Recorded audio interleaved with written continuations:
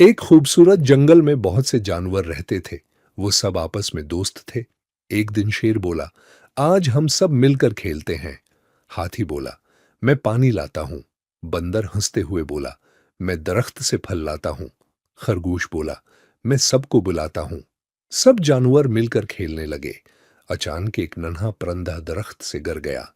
खरगोश बोला, उसे मदद चाहिए। हाथी ने आहिस्ता से उसे उठाया और बंदर ने उसे पानी पिलाया।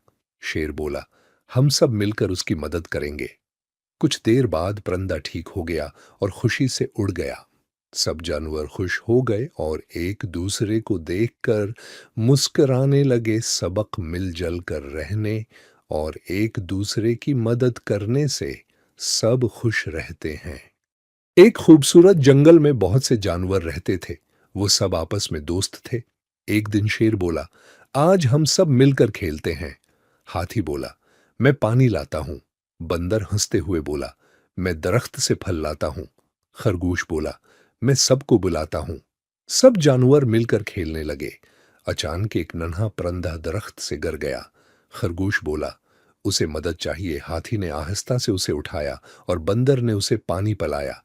शेर बोला, हम सब मिलकर उसकी मदद करेंगे। कुछ देर बाद परिंदा ठीक हो गया और खुशी से उड़ गया।